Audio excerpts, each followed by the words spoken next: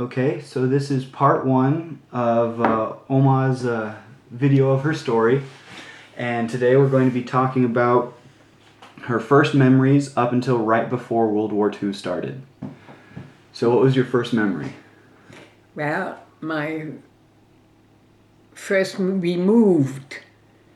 We lived more in the center of town, and we moved to one of the suburbs in 1938. And that's when I started school, and so then I didn't have to change schools. It was really great. I liked that. And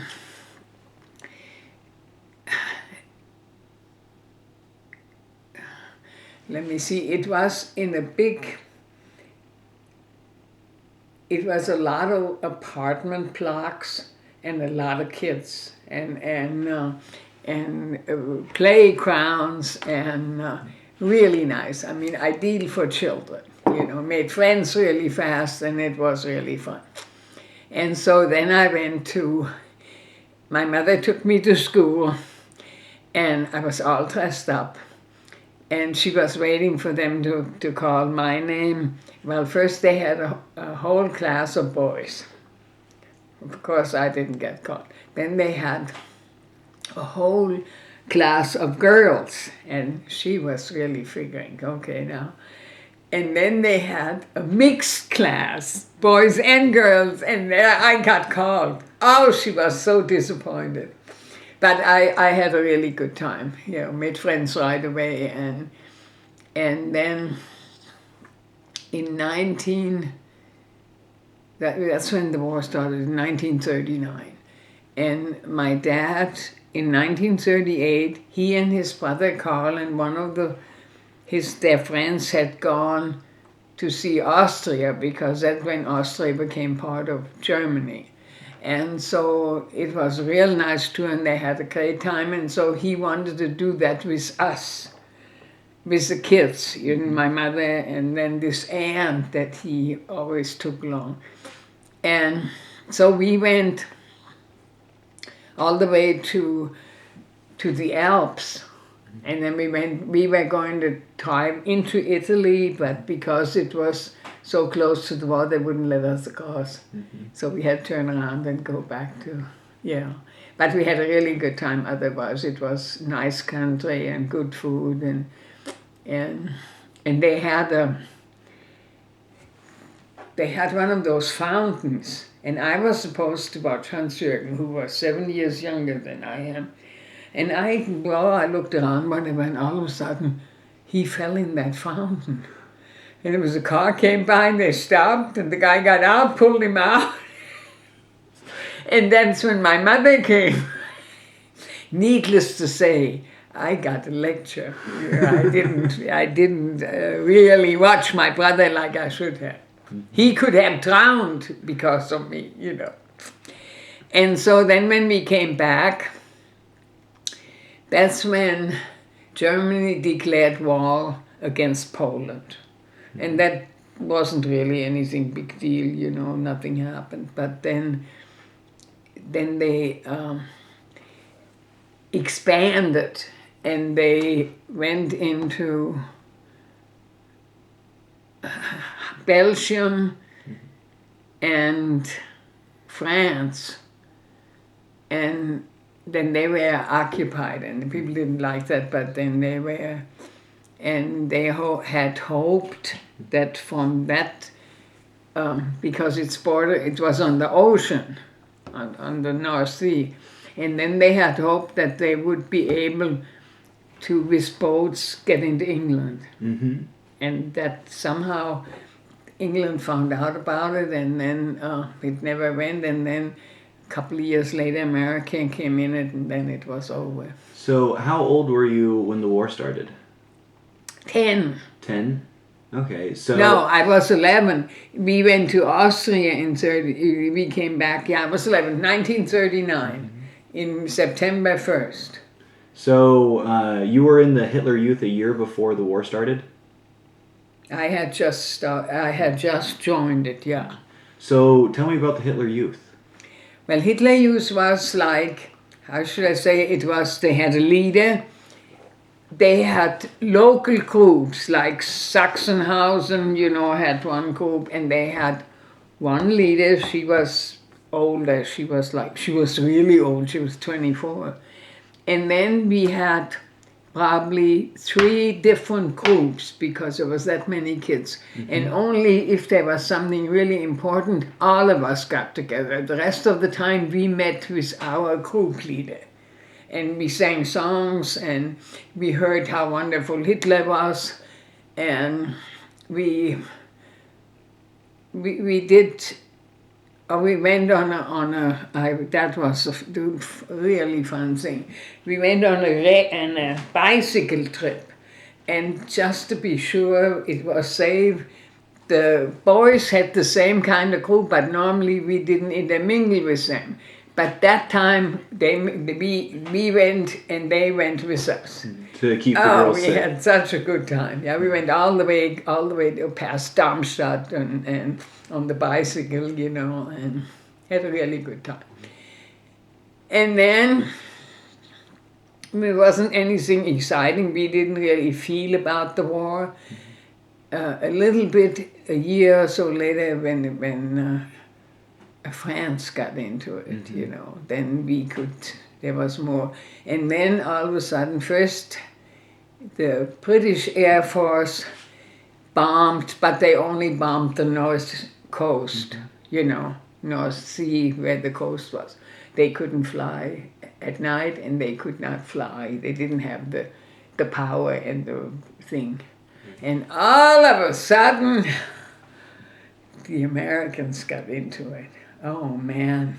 They started first with, when you go north, with Köln, where Peter lives, and Hamburg, and all these cities. They figured like they were ports, and they figured they could, and then they didn't get to Frankfurt till 1944. And then they plowed the whole thing up, And they made a pact with Russia, with the Bolshevik, and,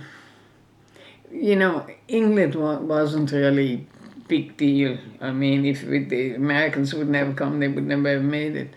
But, and the French people were not. The French had a movement that was undercover, but other than that, the people gave up and said, okay, we'll join them. If that's what it is, we're not going to fight it.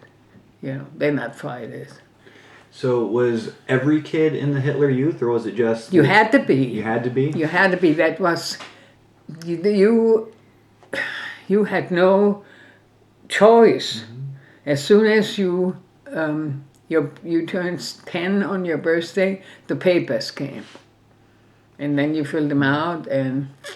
So you didn't know anybody that wasn't in Hitler Youth? All of your friends were in it? No. Okay.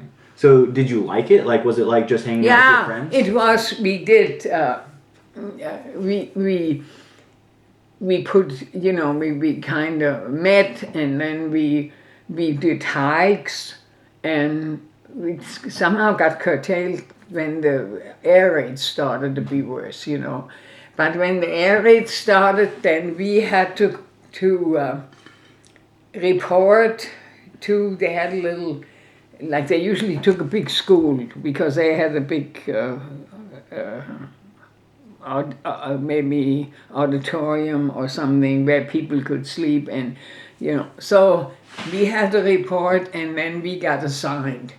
And one of my friends and we got assigned to this young woman. She had a brand new baby, and her husband was fighting the war, and the whole side of her house was bombed. You could sit right there and you could look outside. So she had to get out of there, and they farmed these people to the farmers in the country, and the farmers didn't like that. I mean, all of a sudden they had to have these strange people in their house, but they didn't have any place to go. And so she went and got all her papers and everything ready, and we watched the baby and helped her pack. Nice, not really nice lady. And then the air raids got worse, and it was 45, and it got so bad that we could, at night when it was really quiet, you could hear the front line shooting. Oh, it was scary, you know. So my mother and my dad decided that I should get out of Frankfurt. It was too dangerous. So they packed this, I never forget that, she had a wooden suitcase, and they strapped that on the back of my bicycle. And then she walked with me quite a ways, and then I had to, and it was like probably 50 miles. I mean, and it was mountain up and down, so I couldn't always ride the bicycle. And I got out of town, and I met a lady that was close to where we lived, and she had 2 children, and she had lost her house. And so we kind of hung together, and all of a sudden these planes came.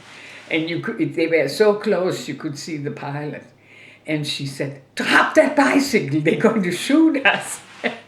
They didn't shoot us, but we could, you know, I mean, they were reconnaissance planes. They were scoping it out, you know. And so we finally got there in the late afternoon. But my folks didn't know whether I made it or not. But my mother had a friend. She never got married, but we called her aunt, but she wasn't really an aunt. And she kind of was happy to be part of our family, you know. And she was a telephone operator for the main deal, you know, the long distance went to the post office. So she was there, and then the military took her over because she was so good at it. So she called the mayor from that little town and wanted to know if I had made it. He said, "Oh, I saw her probably 15 minutes ago. Yeah, she did it fine, and she was walking across the street to her friend. You know, my friend lived across the street, and so at least they know." And Hans-Jürgen was there already, because when we had the bad, we had one time in 3 days, in a week, we had 3 air raids. And Hans-Jürgen had a bad stomach. I mean, then he couldn't eat, and he threw up and was really sick. So this guy that worked for my dad, and he went home every Friday night and came back Monday morning. And he took Hans-Jürgen with him. He said, "Oh, I have a son. He's a little older, but that kid is too nervous. He's going to be sick if this keeps up." And he was sick. And so he stayed there from beginning of 44 till the end of 45. Then we got to go back home. Yeah. So, like, with the Hitler Youth, you said that they would tell you how great Hitler was. Like, oh yeah, yeah. He would. Some big shot from the party would come to Frankfurt. So then we would not have to go to school. We had to line the streets where his car was driving. And even if it was just one of his big shots, Hitler didn't travel much anymore during the war. I was afraid they would kill him. And he had a very sophisticated underground, what they call bunker. With his girlfriend. He was never married. And when it got really bad, because at the end in 45, the British didn't do much, they went, and the French, but the U.S. moved in closer into Germany, you know. I remember I was still at that small town, and my friend said, let's go and see. I think they're coming over the hill. And so we went, and the GIs threw candy, and we thought they threw rocks or something. We had no idea. And so I said, "I'm going to try one. They look like candy. What if you die?" I said, "I'm not going to die." And they were, you know, they were young guys, you know, they saw the kids. There wasn't any threat. But there was a place on the other side, the people we stayed with, I stayed with Strauder, with a girl, and Hans-Jürgen stayed with these people. And her dad got killed in France. So, so her mother, and she had a younger sister. Anyway, Hans-Jürgen went over to this place where there had been, I don't know, let's say a commander of GIs had spot there and took some rest and then moved on. And they left something with the weapons that was little wheels, and they made really good little cars, So the kids were in Hans-Jürgen, and the boy that he stayed with, he was older, and one of the other kids, the son of that woman that went with me on the trip, they went there. And there was a woman, she could see them walking through there, and they had left stuff. And so she saw that they picked up a hand grenade, and she screamed, "Throw it away, throw it away!" Threw it away, and it exploded. And one of the boys, he had, it hit him in the mouth. And the other kid, it hit right here, so that skin came down, you could see his teeth. And bled all over. And Hans-Jürgen got it in the back, in the leg, and it was like a little fountain, the blood running out. So he came back, and I was helping the grandmother of the people we stayed with. I don't know what we were doing. And so here he was. And they said the kids have to have a doctor. And the other little boy, he had one of those wooden sandals on, and he tore all the skins off his toes. And it bled. It was such a mess. And so at that time they had a town nurse or whatever, and she said, "I'm not using my, the little bit of bandages I have for kids that are so stupid that they do stuff like that and get hurt. I'm not going to help them." So the midwife said, "I don't have any bandages." She tore a bed sheet in strips, and so tied that off that he wouldn't bleed anymore. And Hans-Jürgen, it was like a little fountain from the throat. It was up. So we put him in a hand, one of those carts you pull. And the mother went with me, and the two of us hauled them 8 miles there was a German hospital, army hospital, but the Americans had occupied them. So we came there, and so she said, "I'll wait outside." And so they fixed him right up, and Hans-Jürgen said he had to go in the surgery. And the doctor said, "You can wait and then find out what the deal is." And so I sat there. And this guy came up and he said, "Are you hungry?" I said, "No, I'm just very sad." And so he brought me something to drink and brought me some candy or something, And we visited for a minute, and then he said, he went back, but he was still in surgery, so he couldn't help. So finally, they said, "Well, they're going to admit him. There's nothing I can do. I have to go back." So I took my hand-pull cart and went back with the mother of the other kid. And we didn't find out anything. Here he was in that army hospital, and there was nothing, So there was a guy that lived in the next town. He was a night watchman. And so I wrote a letter, and I said, "Can you smuggle that to Hans-Jürgen?" He said, "Well, I'll try. I'll see. Besides that, I'll find out what I can." And he did. And he was doing fine and got along well with there was German prisoner of wars, working there, and the GIs. And they got along, they just took care of those kids. He had it better than if you had been outside.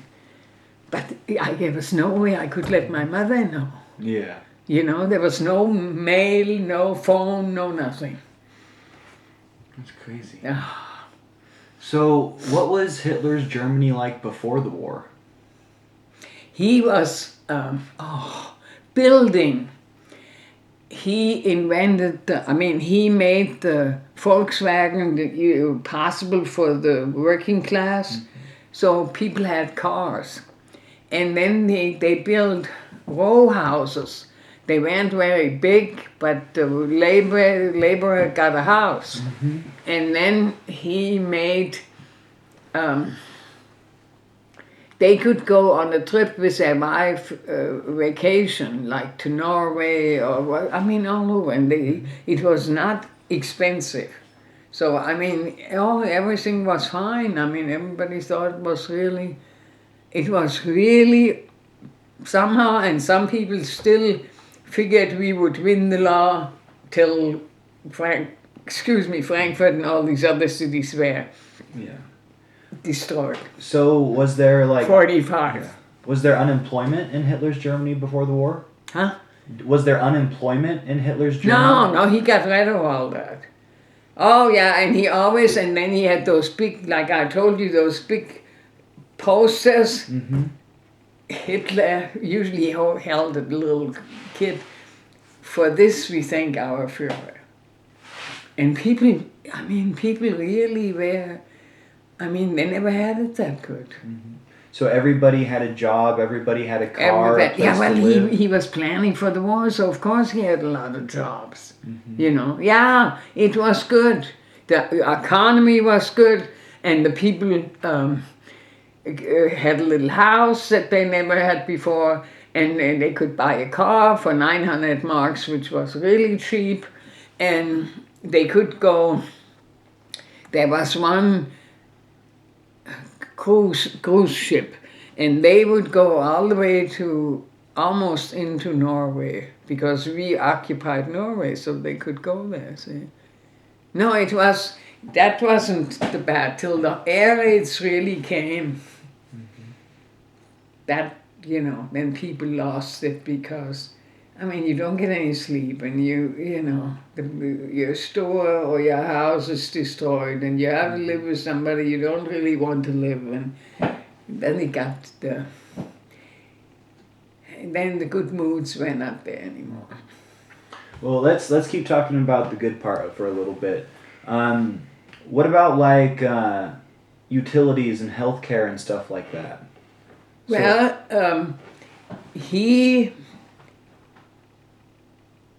it was all, he was for the laborer, and so they made pretty good wages, and they didn't pay much tax. For them it was really good till all of a sudden the rude awakening, I remember you telling me once about your whole neighborhood would get together at parties. Could you tell me about that?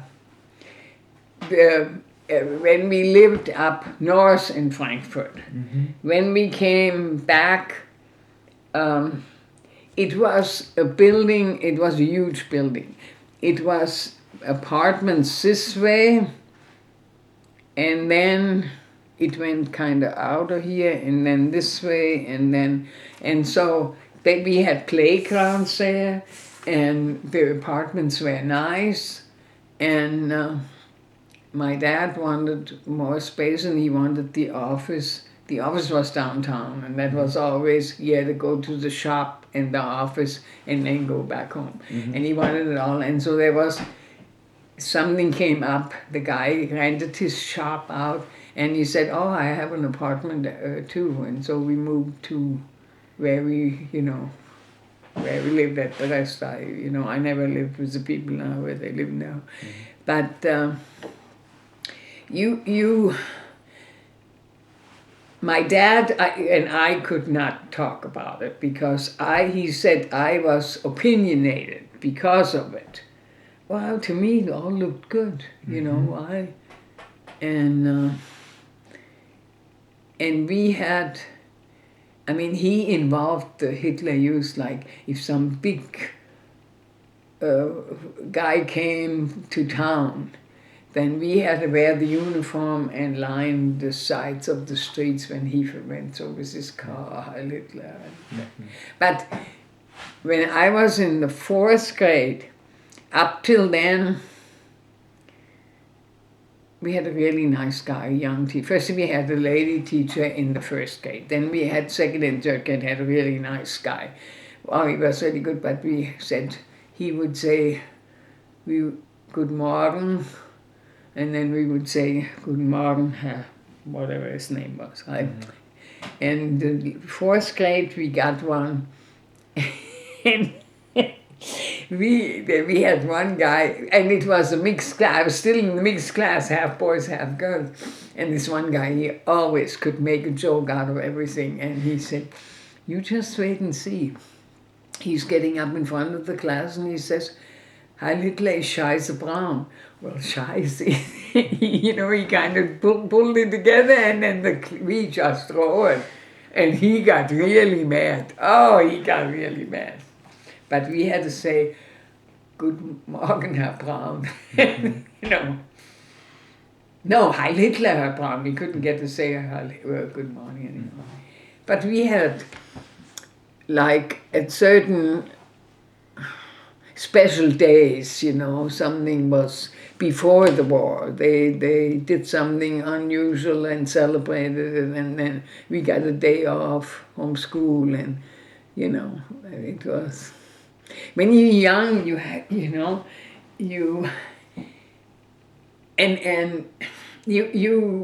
still hope everything will be all right, You want the life to be the way it was, and it wasn't. But I told you already, my mother's dearest friend made me a navy blue skirt and a white blouse, and I did not have a jacket. My mother saved the money from her household money, so I would have... It was kind of gold jacket. I'd wear that. And then we had a tie and a knot, a leathery knot. And when it got, when the air raids in Frankfurt got really bad, we had to really work, take care of people. I mean, a lot of those women, the husband was gone, they had little kids, And so we watched the kids and we fed the kids, and I mean, we did, what we could. But it was. And so, your father started out in the Nazi Party and then left it. Like, can you tell me as much as you know about that?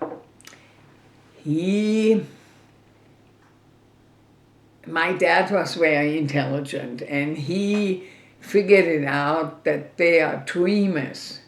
But the way they plan, it's not going to happen, and it's going to hurt the little guy, And so he came home one night, and I was in bed. I woke up, but I was just a little kid, and my mother said, I remember she said, opened the door and he came in and he said, I've had it. I just had it. I will not, it will never work. And I left or got back out or whatever. And so there was a lot, those north of town, there was a lot of factories that made like cannons and I don't know what all, they wouldn't tell it, But they needed him to do, because he made those air conditioning that sucked up the dust or the shavings and all that.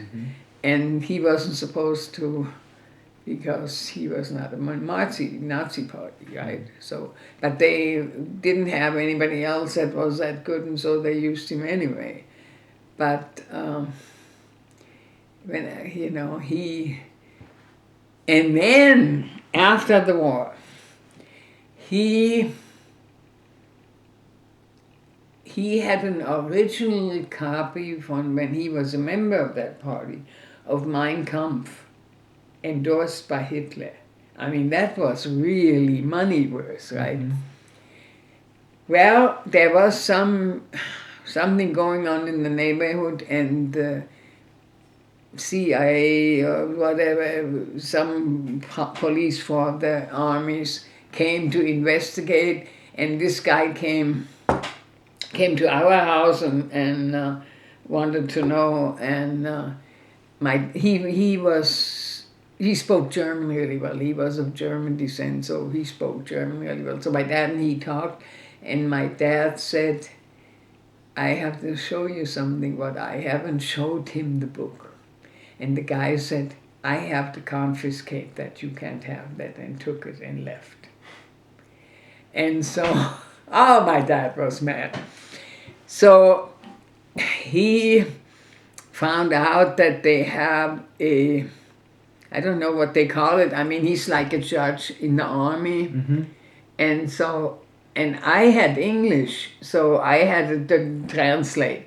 So I called and said, I like to make an appointment with whatever major or colonel, whatever he was.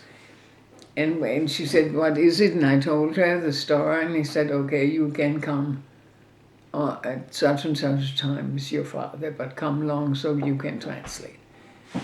And so we went, and my dad would talk and I translated it, and the guy would talk and I translated it, and the guy was actually really nice.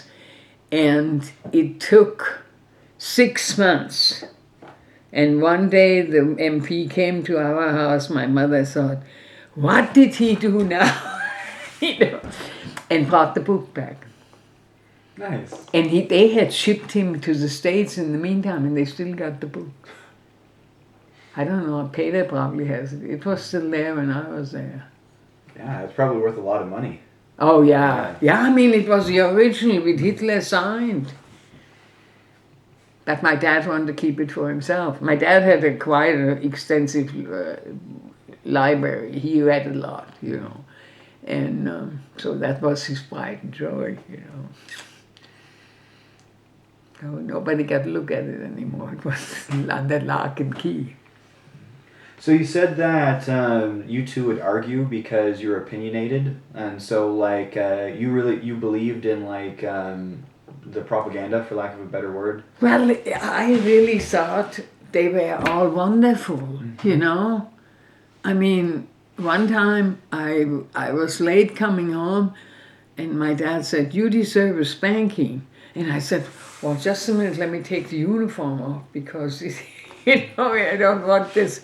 But he didn't really stop me. He couldn't. Mm-hmm. But he was not for it, you know, so. Mm-hmm. But it was, I mean, we didn't say Guten Tag anymore. We had to say Heil Hitler in school. Mm-hmm. And they drilled us a lot more in PE, even the girls. So we would be outstanding, you know. We were called the master race, the race of the master, you know. And they came one time when you had 8 children, you got the Golden Cross. If you had 6 children, you got the Silver Cross, and if you had 4, you got the Bronze Cross. So they came in uniform, the S.A., you know, and they wanted to give my mother the cross. And they were really nice people. My dad knew them, and so they visited, and he said, "How was your oldest daughter doing?" And he said, "She's going to, well, it's not high school, it is high school, like in Germany, you know, after the 4th grade, you'd go to the..." And he said, "What's she planning?" Well, I was going to plan to go to Africa and study all these, you know, like remedies and pharmacy and whatever. And so one of the guys said, "Well, oh, we like people like that. We really need that. So you don't have to worry about it. We'll pay for everything." And it would be good for her if she would join, like they called it internat, where you spend day and night and went to school under their supervision, right? And my dad said, I didn't ask you to educate my children. I'll educate my children myself. And she's not going. She's staying here. And then we always listened on the door. And then one of us would come back and relate to what they... So, what do you remember about, like, the Jewish people, like the population there? We lived in a different part of town because it was apartments and living quarters was really hard to get. And my grandmother, my dad's mother, had a big apartment. And she rented one room to a Jewish salesman. Really nice guy, I mean. And so then when my dad and my mother got married, they couldn't get an apartment, but they could live with her. It wasn't exactly the best, but... And when... In 1938, the place got too small. Well, it was me and Hans-Jürgen, and Gerlinde was... I don't know, she was born in 1937, so she was there already. And so my dad had a chance to get an apartment up on north in Frankfurt. And it was nice, wonderful, for only dwellings for people who lived there, no industry, no nothing. The kids had wonderful playgrounds, and they went to a good school, so he really jumped on that. And so we moved up there, and we had a room. We lived on the second floor, but there was a room. Everybody had a room on the third floor for, like, if you have company or whatever. And the Jewish guy lived with us for a while. And the guy that lived in the first floor was a Nazi boy, I'll tell you. Oh! And he turned my dad in, and so we had to get that. And it was really sad. And we never heard from the guy again. I'm sure he went to Dachau or whatever, you know. Were you hiding them, or just you weren't telling them? No, he worked and he lived there, and we didn't say anything. And then they brought out the smart idea. They had to wear the Star of David on their clothing. He left, and my dad checked on it. I don't think he ever made it where it was. Do you remember Kristallnacht? Yeah. Oh, yeah, my dad took me to that. I was 10. It was awful. Absolutely awful. And see, they tried to make it look... I was really interested in that. So later, like after the war, I kind of researched that. The propaganda was so great that they made it look like the Jews did it. Really? And they supposedly broke the regular people's store and whatever, and then they just got even with them, and that was not the way it is. My dad said, get up, this is a moment that you will never forget. And so I put my clothes on and we went there, and the synagogue was it was a beautiful building, was almost all ashes. They burned that to the ground. Wow. Of course the Jews were upset, you know. And when I was in the second grade, there was a Jewish family living really close by, and we had school on Saturdays, and they can't do anything on Saturdays. So they had a maid, she had to bring their books and bring them to school and then put the books on the desk, because they could not carry books even on. And they immigrated to America. All of a sudden they were gone.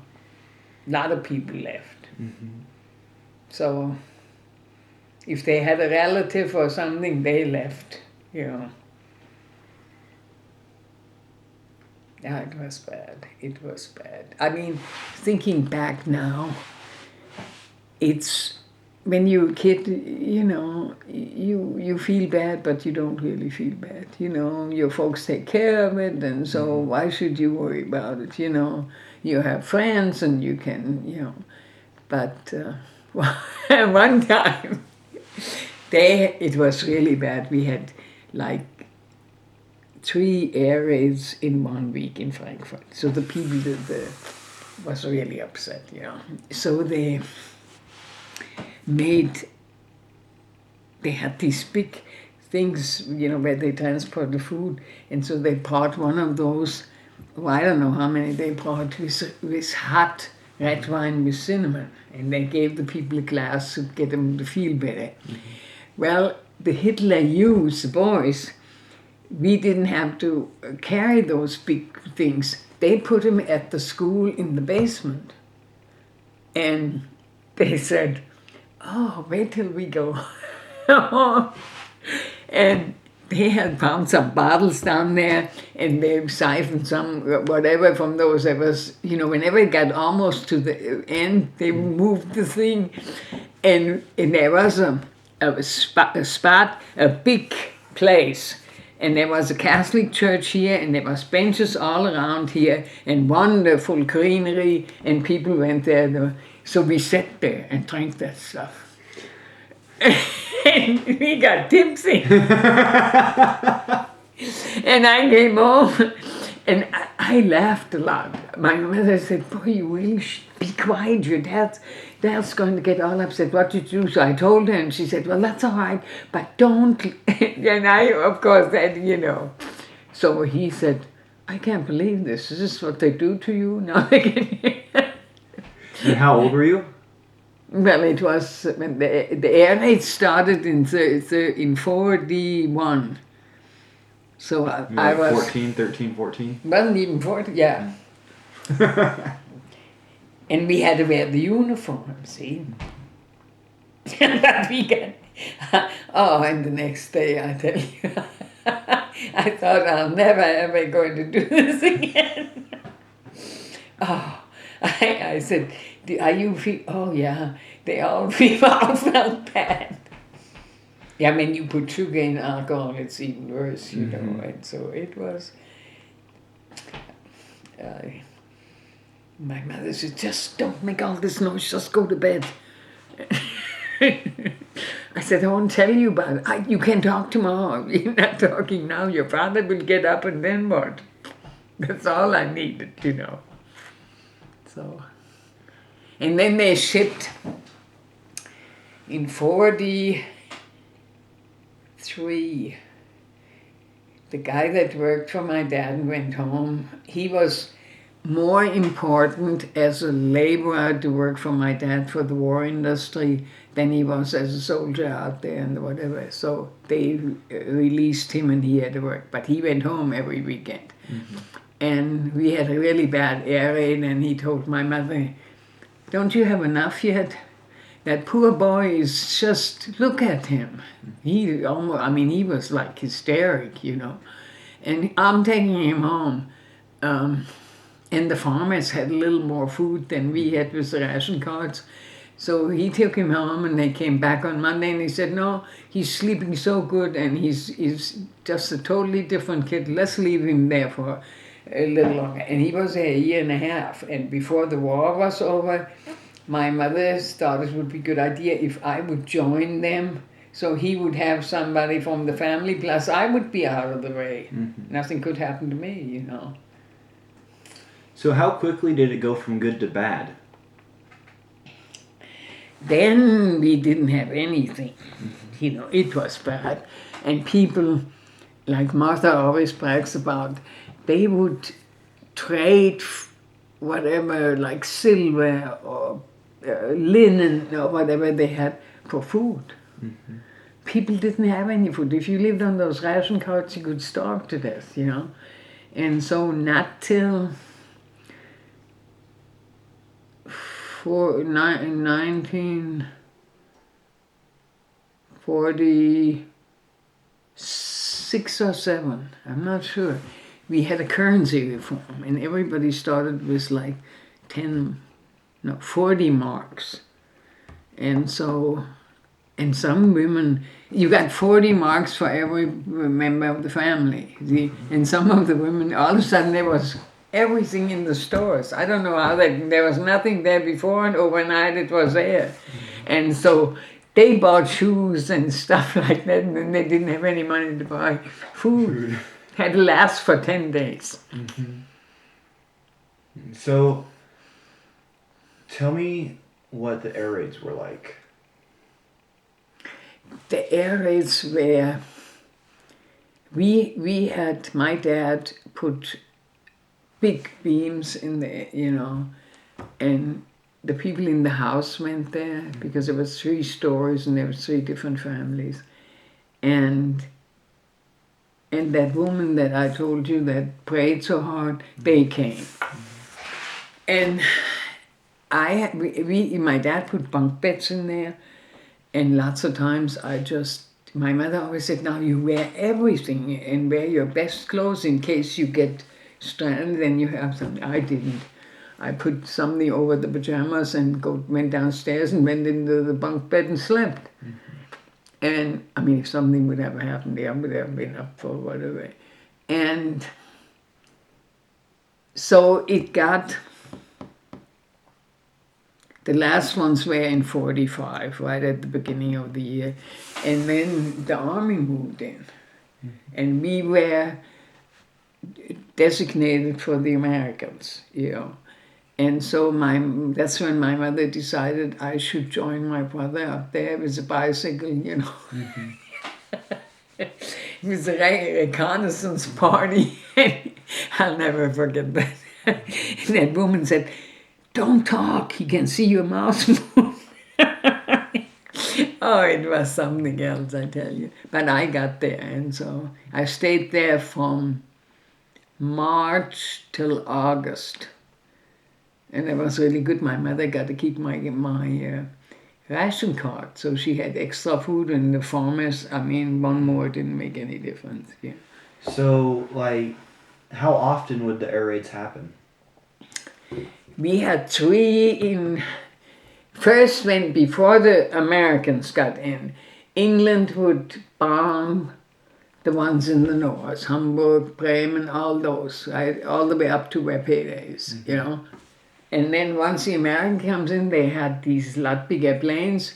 They went all the way. They actually went, and they picked one town. Like they picked Hanau, that was nice little town, but they made lenses for photos and for whatever. It was very well known all over the world, and they totally plowed it up. Oh, it was awful. And it was 18 miles from our house to Hanau, how the crow flies. And the whole sky was lit, so we would read the newspapers on the street from that fire, It was that bad. Wow. And it was bad. It was really bad. But then they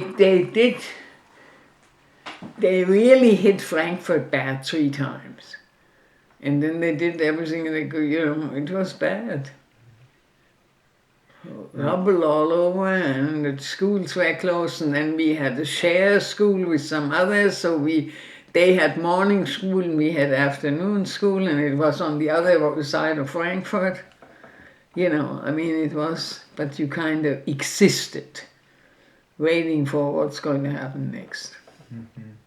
So I was not in Frankfurt when the army moved in, because I was up there in that little town.